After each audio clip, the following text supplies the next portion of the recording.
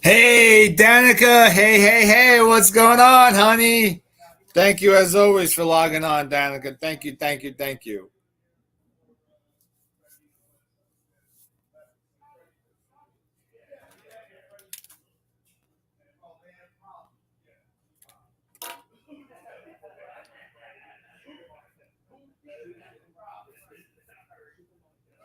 All right.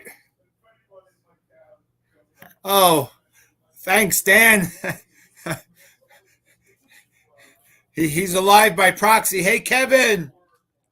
What's going on? Kevin's making me interstatal. All right, here we go. As my banner says, welcome to opening day 2024.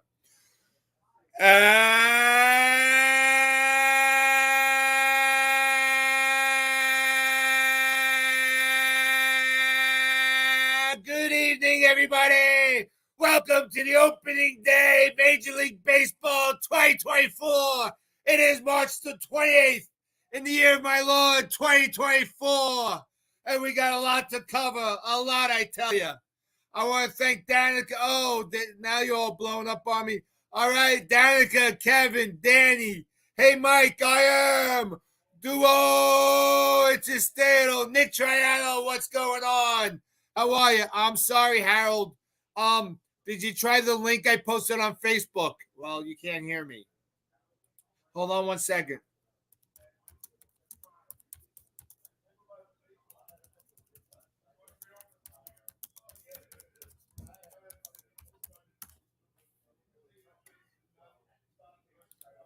All right, there you go. For those that can't hear me, try to go. Oh, there you are, Harold. Okay, you got it, brother. All right, yippee-ki-yay. So, it's opening day. Hope springs eternal. Well, most of the teams were 0-0 going into the games today, except for the Padres and the Dodgers, who played last week in Seoul, Korea. Baseball is underway, baby. And before I forget, I think Otani had the prop bet that he'd be tagged out on third base with another player occupied. I hear the it was like 100 to 1 odds on that. If anybody saw the Dodger game today, Otani hits a double down the line, doesn't pick up the coach at third, continues at third, but they didn't send Mookie Betts home. Harold, I'm glad to hear that the Cubbies are ahead. Clark dialing it in from South Carolina, making me quadruple interstatal. Thank you. Yes, Nick, let's put that up on the big board. Nick wants to say, good to hear that my favorite sport of all time is back in business. You ain't kidding. All right, so Mark Brooks, my brother from another mother. What's going on, Mark? I am quintuple interstatal. All right, we got some housekeeping to do. Let's get that out of the way. First and foremost, wishing my little girl, Vanilla, you all know her as Nilla, a happy third birthday. Happy birthday, Nilla. Get this, I bought her tennis balls for her birthday so we could play in the yard. And I put them up in my food cupboard. And this morning she was up on the counter trying to get into the cabinet because she smelled the ball. She smelled the aroma from the ball and she knew what was up there. So when I get home tonight, I'll have to spend some time outside with her. Rain determined if we're going to go outside tonight. Danny's varsity baseball, the Longwood Lions, under the auspices of Coach McSherry, were off to a great 2-0 start. However, Danny's off to an 0-6 start, but yesterday hit the ball very hard. Very, very hard. He's squaring the ball up. Hit a hard one hopper to short. One in the gap that the kid made a dive-in play, so hats off to him. Hey, Eric, thanks for joining us. Sign Trevor Bauer and abolish the pitch clock. Check out Eric Schuster's website. So they resume play on Saturday at noon. I have to give myself a couple of kudos. In exactly 4 days, Angie's Angles will be celebrating his 3-year anniversary of doing the podcast. Sadly, I missed two events, two podcasts. The night that my father-in-law passed away, we did not have a podcast. And the night before my big neck surgery, I just wasn't feeling well, a little anxious about the surgery. So we did not do the podcast that evening either. But 2 times in 3 years, not too shabby. Mark Brooks, you're Connecticut bound. Okay, brother, you got to give me info. Mark, let me know when you come here, PM me, and we'll get things done. So, the Dodgers win today. The Reds win big, very big. The Skankies win on a bad call by the plate umpire. But in all honesty, that game shouldn't even gotten that close. Houston has great offense, but their pitching looks a little suspect. But so does the Skankies pitching. Their bullpen blew it up and almost gave it away in the later innings. So last week I promised that I was going to do a National League prediction for the standings. And here we go. As much as I bleed blue and orange, I cannot live in a fantasy world. I have to be a realist. I have to understand where the Mets are compared to the rest of the teams in the league. And there's only one team that I've put ahead of the Mets this year. And I got the Braves, and we're going to mark this down, right? We got to mark it down. We're going to hold me to this. I got the Braves going 102-60. Now, there's a lot of ifs with the Braves as well. Their pitching's a little suspect as well. They're putting a lot of faith in Chris Sale, so we're going to see how that turns out for them. They got Charlie Morton, who's not a surefire thing, so we have to see what's going on. And if we get updates on scores, post them and we'll announce them. I got the Mets coming in second place and hitting a wild card with a record of 95-67. The J.D. Martinez and Edwin Diaz back going to give us 15-plus games in the win column. That's my prediction from last year. What we have, 70 and change, so 15 puts us right in the 90 mark at the mid-90, but I got us at 95-67. Phillies I have coming in third at 89-73, and you say, Ange, how's that possible? You got a healthy Harper at first. You got Trey Turner, who turned it on late last year. You got Bohm at third, Castellanos in right. But let me tell you, once you get past one Zach Wheeler, you can't put all your eggs in the Aaron Nola basket. He's hit or miss. He's maybe 1 out of 3 very excellent games, and the other 2 are mediocre. So unless the offense comes up and bails them out, I think the Phillies in for a rude awakening. Now I have a surprise victory here, a win column here. I got the Miami Marlins coming at 88-74. I think they're a young, hungry team. I think they got some pieces. This kid Berger, what do you go? Like 2 for 4, 2 for 3 today. Home run, a couple things here and there. Thanks, Nick. I appreciate that you agree with me. And last but not least, I got the low-life Washington Nationals coming in at 74-88, and that might even be a little aggressive. I wouldn't be surprised to see the Nationals in the 60s. So there you go. Let's repeat it. We got the Braves 102-60, Mets 95-67, the Phillies 89-73, Miami 88-74, and Washington somewhere around 74-88. I know you all like this feature, so allow me to do it.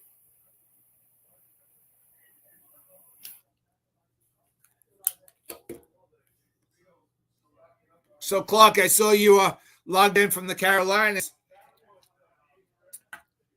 I think Mikolas is he didn't give you the outing that you were hoping for. Your only claim to fame today was Paul Goldschmidt's home run. Goldschmidt, if he gets off to a hot start, could help your Cardinals stay at mediocre and not maybe suffer a losing season like you did last year. So that's that there. So it's opening day. The Mets kick off tomorrow. No J.D. Martinez for about 2 weeks, 10 to 12 days. He's going to get his legs under him, get his timing down, and extend his spring training. And let's talk about this Mets lineup, right? So we're starting with hashtag Nimmo sucks leading off.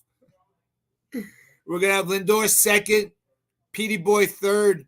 When JD comes in, he'll bat fourth. But meanwhile, I guess it'll be maybe like Nimmo, maybe McNeil, um, Lindor, Alonso, Alvarez, Marte, Batty. Who am I missing?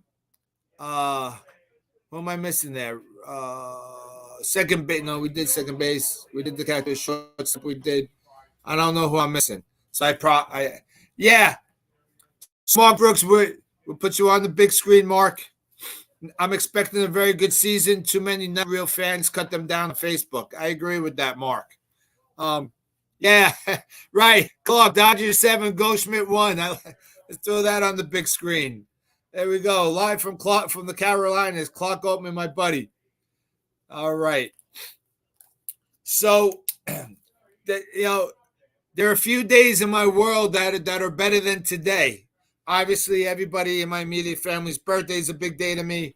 My birthday is a huge day. My 3-year anniversary of Angie's Angles is a big day. Nilla's birthday is a big day. But baseball's really in the top 5 of big days. Maybe 6, because what do we got? Barbara, me, Dan, that's 4. Nilla's 5. Yeah, so we'll say 6. Major League Baseball opening day. So, now let's talk about that Skanky play. And I know some people don't like me talking about the Skankies, but it's got to be said. Now, I, for one, for full transparency, do not agree with any of the rules that Major League Baseball has implemented. 0. I got 0 likes on any of them. The 2 disengagement, the pitch clock, Eric Schuster, we've talked about that ad nauseum. The ghost run in extra innings, the slide rule, the no blocking the plate rule. I mean, all this is... We might as well be playing tiddlywinks, for God's sakes. I just don't understand why we got to do this. I don't know why we have to ruin the beloved game. Hey, Lou, what's going on, brother? Nice to see you. So, the play at the plate today, you got the hit to right, you got Soto picking up the ball. I mean, he was deep second base, so let's not go ballyhoo about his throw. I mean, we had a kid in right field the other day for the Longwood Lions that was deeper than Soto and threw a bullet, a no hopper, right to the catcher. Oh, wow. We got to do it now. All right, let's do it at the 8:42 mark. Please sing it with me. Go to your windows, throw them open. It says, Rob Manfred hates baseball. Rob Manfred hates baseball. Rob Manfred hates baseball ad nauseum. For God's sakes. So let's light up my cigar.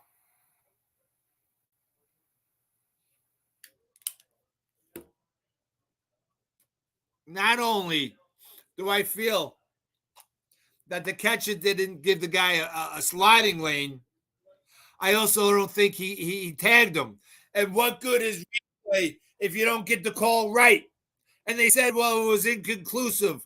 And every replay I watch, and mind you, I'm not watching the Skankies, but I'm here at my beloved Smoke Therapy 215 Ronkonkoma Avenue Lounge, watching the game with some of my buddies who happen, sadly and unfortunately, to be Skanky fans. And so it was on the big screen. And not one time did they show you a center field angle or maybe a right field angle with the camera where it would have shown you conclusively that he missed the tag. I mean, it's absolutely ridiculous.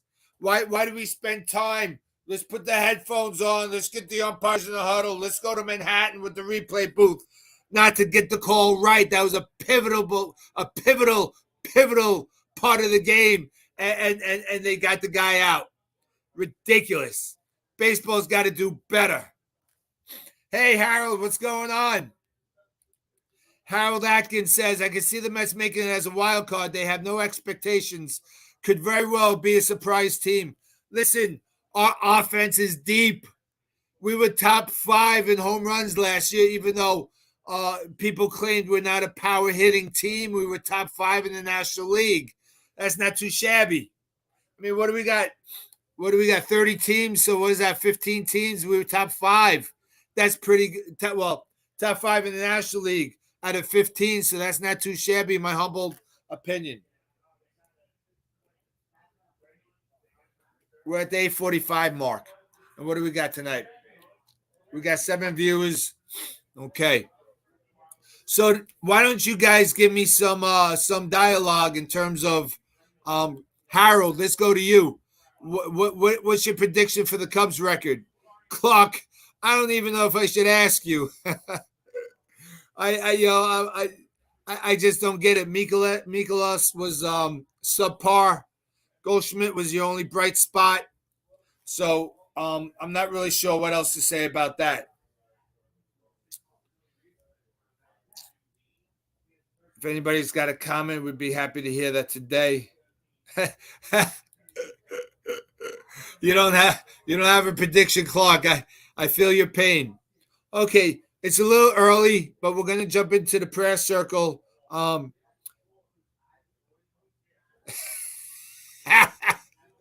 So Harold, oh boy, Harold, your nemesis says Harold Sanderson, Harold Atkins is predicting 62 wins and 100 losses for the Cubbies. Well, I can't agree with that, Harold Atkins. Harold Sanderson's coming in with 87 wins for his beloved Cub crew.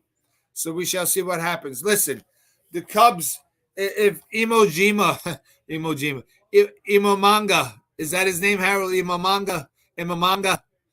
If he becomes a real deal with your guy Steele, I think you guys are going to be pleasantly surprised. Just so you know, Harold, I did a little minor draft last night. I joined a little league last moment, and I'm in Imanaga. We'll go with Imanaga. Thank you, Harold. Clark, you're looking at somewhere between 70 and 90 wins for the Birds. Clark, I think you might have wrote. I think you got that 9 reversed. I think it would have been 60 to 70 wins, Clark. And I'm not trying to bust your chops, Clark. It's all good fun banter here on Angie's Angles. I think the Nationals really could be a 60 something win team this year. I think the Nationals have a lot of problems. They're strapped under that Strasburg contract that was not insured because he was uninsurable. So we'll have to see what happens. I don't think there were any other surprises today, although if you remember last year I predicted the Reds having a phenomenal team with I think it's Hunter Green as their pitcher. I'm sorry, Clark. I am brutal. I apologize, Clark. Oh my God. So they got Morrell, they got Honer, they got Swanson, they got some players. They got Bellinger back in center. That was a big signing. So we're gonna see what the Cubbies do, and I'm rooting for you, Harold. All right, let's jump into the prayer circle as we entertain 7 of us tonight. As always, we can start off with my good friend Harold Sanderson. We got Dawn Squared and your friend Ed, who's battling that testicular cancer. We got Scott Tobias praying for your mom and your wife. Linda Stein, we got your dad in our prayers, and happy birthday to your nephew. I forget Anthony and Karen's son, and his name is escaping me, so I apologize, but happy birthday to him. Mark Brooks, we're praying for your dad and yourself, and it seems like yourself is doing better, and you're on your way to go check in on your dad, and hopefully you and I could hook up, and that'd be wonderful. Kevin Elliott, we're praying for your health struggles and challenges. The Krause family, we have you in our prayers as Aubrey continues to stay in remission, and James, that your rotator cuff heals up faster than not. Martha, my coworker at Adelphi University, we pray for your rapid recovery. Clark, we're praying for your brother-in-law Brad and his wife Tricia, your sister. Deb and Lee down in Maryland. We're praying for you guys as Lee handles and tackles his health issues. My friend here at the Smoke Lounge, as he deals with his rotator cuff surgery. Ray Capers recovering from his battle with his health issues. Coach Courtney, we got your brother-in-law Calvin and your sister Pat in our prayers. Good friend Big John, We're praying for your friend Irene and Phil's grandmother. Mr. McGowan, sir, as always, we need to get you back on here, Mr. McGowan, or better yet, we have to get you down here. We'll have no cigars for you, sir, but we'll do a little bourbon, perhaps. My high school friend of many, many years, Marianne Bello, we're praying for her mom as she faces her health challenges. Tom's friend, Paul, tough time with chemo, and he just recently lost a very good friend, Jerry, who had pancreatic cancer, who died. And also his friend Mark, whose wife passed. My buddy, my skanky friend from the lounge, Richie. We understand that your wife is in the hospital and things seem to be okay. We're praying for you that you continue to get the good results. And let's take a moment to pray for all those involved in the Francis Scott Key tragedy down in Baltimore and Maryland, with the bridge going kaplunk, with the boat crashing into the stanchion, into the brace of the bridge. So, that's great, Clark. Thanks for the update on Brad. That he's doing really well. I appreciate it. Brandon, what's going on, Brandon? I am say tupo interstatal. So, Brandon, you're a Cleveland Indian fan, Brandon? I forget. I apologize. What team do you root for? Let us know this. Brandon, my love to you and the family and the kids, and I hope, with your sad tragedy, losing your sister-in-law and your sister, we're praying for you guys. So, the time heals all wounds is a fallacy. It doesn't exist, as evidenced by the people that I lost in my life. Specifically, my mom and dad back in 2017, my father-in-law last year, and my brother-in-law Chuck, last year as well.